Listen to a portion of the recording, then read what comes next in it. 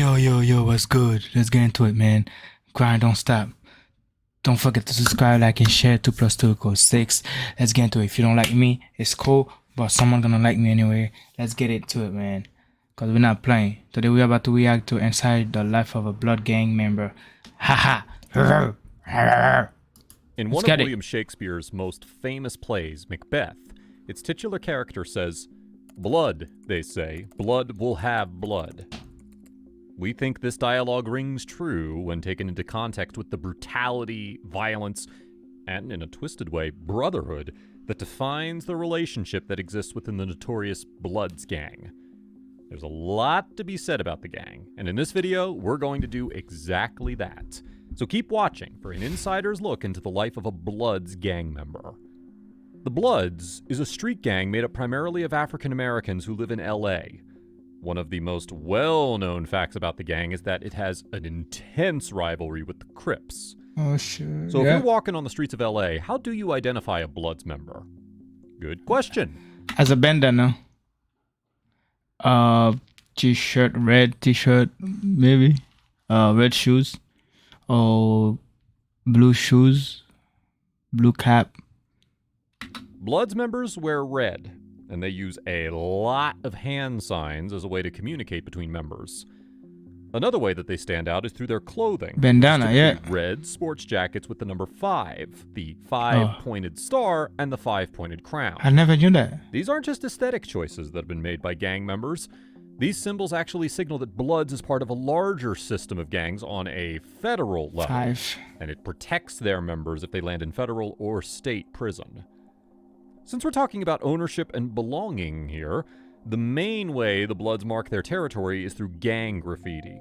So if you see Blood gang names, nicknames, creeds of loyalty, threats directed at rival gangs, or descriptions of crimes that the Bloods are known to have committed on the walls of LA, know that you've stumbled into Bloods territory. Typically, gangs grow in low-income neighborhoods as a way to exploit the youths, usually young boys living in the area, and entice them towards a life of easy money through crimes and drug dealing. But the origins of the Bloods are kind of different. The gang was originally formed... And then they always wear extra large shirts. That's crazy. Like YG wear like extra large shirts. It'd be crazy. I don't know why, but they be the shirt be large and shit. That's nuts.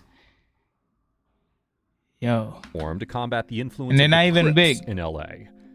This rivalry has its seeds in the 1960s when OG Bloods founders Sylvester Scott and Benson Owens were attacked by Crips members.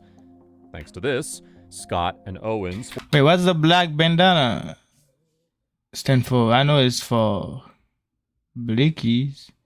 Why they with each other with blood? Formed the first Bloods gang, and they initially were supposed to protect members from Crips attacks. But unfortunately, like always, power got to their heads and things spiraled out of control. Now first, we can't exactly blame them, because the first shot was taken by the Crips when they beat to death a Bloods member, all because he didn't give them his leather jacket. The media coverage of this event brought a lot of bad press about the Crips, and they continued their violent streak. In response to this, a lot of anti-Crips gangs began to pop up across LA, mainly because people were sick and tired of being beaten up by them. Things got to a tipping this guy point got beat up when the Crips carried out their first ever This guy got beat up by Crip. Cause you wanna be a Crip. Yeah, I saw this video. So he got beat up, so you wanna join the Crip. People were sick and tired of being beaten up by them. Things got to a tipping point when the Crips carried out their first ever non-Crips murder, pushing the non-Crips gangs together into an alliance that we now know as the Bloods. Things sound pretty legit up to this point, right? This is when stuff began to go south because the Crips still outnumbered the Bloods, and they needed money, power, and influence. And fast. That's when the Bloods began to fight fire with fire, and became equally, if not more, violent, and also stepped into the drug trade and began to sell crack cocaine across LA. This was their one-way ticket to the top, and their profits and influence increased dramatically, allowing them to spread their influence all over America in other cities and states, forming the United Blood Nation. Before we look at the life of a gang member, we want to look at how they're brought into the fold. So when it comes to Bloods, there's a loose structure of sets that operate under the banner of Bloods, but are actually independent. Most members are African Americans, and since the target group runs young, they're typically made up of boys in their teens and 20s. Now, how are the Bloods so popular? Well, as it is with most gangs, Rapper. Bloods recruit mainly from school-age black boys who come from disadvantaged communities, luring them in with the promise of brotherhood and easy money like gold jewelry, cash, and expensive designer clothing. One of the saddest things about the Bloods is their treatment of women. Of course, it has a patriarchal leadership structure, and because of this, they use women as their personal drug mules, sex workers, and carry weapons, all to make money for the gang. Let's take a look at some of the most famous Bloods gang members. Cuddy. You might be surprised by these names, but these hip-hop stars have been pretty vocal about their links to the violent Los Angeles street gang. From Lil Wayne to Tekashi 6ix9ine and Cardi B, these 6ix9ine is fake blood, so stars have all rubbed shoulders with the gang. Let's start with Lil Wayne. The rapper hasn't been super public about his affiliations with the gang, but according to word on the street, and a famous altercation that he had with a Crips member, rumor has it that he's a Blood member on the down low.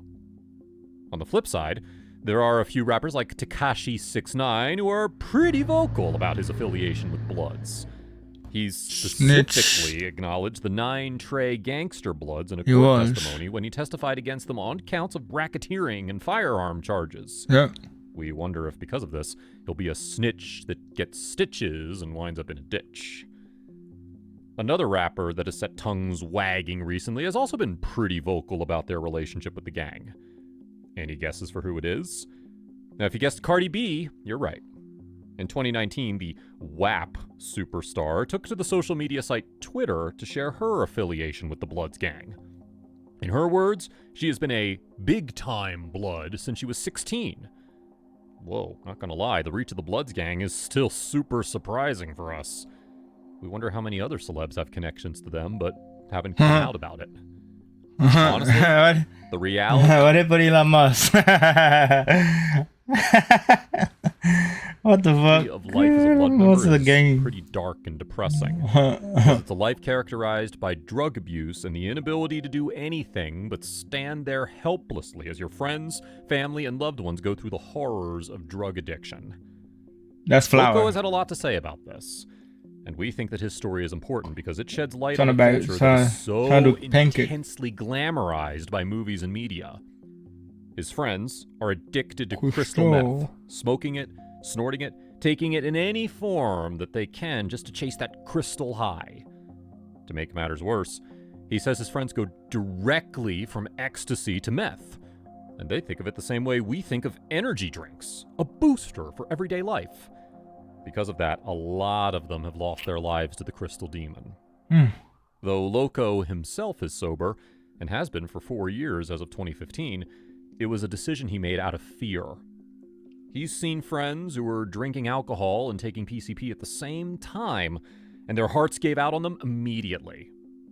There's no cure for this kind of addiction, but there's a lot of worry, especially from Loco and others like him, about the effects that crystal meth has on the body. No teeth, losing weight like it's nothing, turning into a bunch of zombies with nothing holding them to reality. Damn. The worst thing is, meth just worsens the inequality in Los Angeles, with the rich who make this stuff getting richer, and the poor, looking for some sort of release from their lives, getting poorer and eventually dying when they get addicted. This story might seem like 1 in a million, but we think it's these people who put a personal face to problems like this that really make them matter. Oh man, here we have it, fellas. Blood, what's up, Blood? How you doing, Blood? I'm out, man. I'm not Blood. Peace out. We out.